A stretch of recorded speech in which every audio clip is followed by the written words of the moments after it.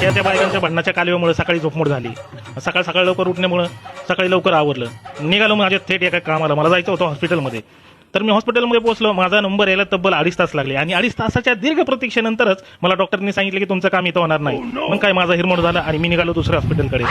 Mahesh society चौकातून आलो असतं, तिथे मला रस्त्याचं काम सुरू असलेलं दिसलं. खरं तर हा चौक ऐतिहासिकच आहे म्हणावं लागेल, कारण बघा इथं कामच चाललेलं असतं. तर मी कसा बसा पोहोचलो पद्मावतीच्या हॉस्पिटलकडे. तिथे गेल्यानंतरही मला कळलं मला खूप वेळ लागणार आहे. मग काय विनाकारण बसलो ना 1 तासभर इकडे तिकडे बोंबलत फिरत. हॉस्पिटलचं काम झालं. मग निघलो काय कुठं मित्राकडे. थांबला होता कुठं शंकर महाराज मठाजवळ. त्यानंतर घरी आलो आणि घरी आल्यानंतर रोहनाने मला जायचं होतं एका ठिकाणी. कसं असतंय पण जाऊ दे. माझ्या अपयशाच्या पायऱ्या उतरून मी त्याच्याकडे गेलो आणि त्यानंतर आम्ही दोघेही प्रस्थान केलं आमच्या कामाकडे. परंतु वाटतच त्याची गाडी बंद पडली आणि माझा मोबाईल देखील बंद पडला. तो गेला पेट्रोल भरायला आणि मी गेलो मोबाईल रिपेअर करायला.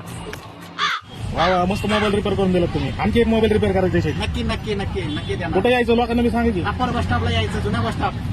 गाडी ढकलत गेलेला रोहन आला पेट्रोल भरून. त्यानंतर आम्ही निघालो आमच्या दुसऱ्या कामाकडे. परंतु तिथे गेल्यानंतर ते काम झालं नाही. त्यामुळे आम्हाला आला वैताग. म्हणाला दिवसच पण होते आहे. कोणाचं तोंड बघितलं होतं सकाळी काय माहित. एकंदरीत असं लक्षात येते की स्ट्रगल म्हणजे आमच्या पाठीलाच जणू पुजलाय. कुठलं काम नेट होत नाही. मला राहून एकच गोष्ट आठवते की एक काळ होता तेव्हा माझ्याकडे काहीच नव्हतं आणि आता एक काळ आहे. आता सुद्धा माझ्याकडे काहीच नाही. अशीच तात्पर्य काय की आयुष्याला जो अश्व लागलाय मी त्याच्या शोधात आहे. अजून किती लागणार आहे? मी त्या अश्वाच्या शोधात नाहीये जो माणसाला पुढे घेऊन जातो. मी त्या अश्वाच्या शोधात आहे जो आमच्या आयुष्याला लागलाय. बघा मला चालता एवढे अश्व सापडलेत. मला वाटतं हेच ते अश्व.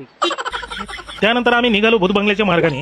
परंतु आम्हाला वाटेतच खोदकाम सुरू दिसलं. म्हणलं च्या आईला इलेक्शन आलेलं दिसतंय असं म्हणून आम्ही तिथून युटर्न घेतला. पुढे गेलो आणि थोडंसं पोटापाण्याला आदर देण्यासाठी थोडंसं मंचुरियन घेतलं. अजिबात आवडत नसलेलं मंचुरियन खाऊन आम्ही निघालो.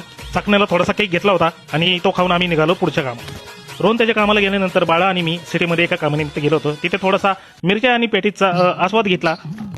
त्यानंतर केले एक छोटेसे काम. छोटे नव्हते ऍक्च्युली. 2 ते 3 तास गेले आणि झाली तिथं संध्याकाळ. त्यानंतर आम्ही निघालो घरी.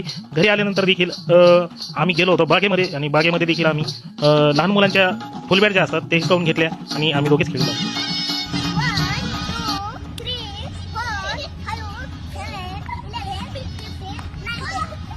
वा व्हेरी गुड. टाळे.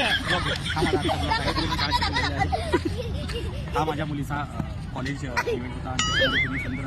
काय म्हणले तुझ्यासाठी एक गाणं कुठलं माहिती का?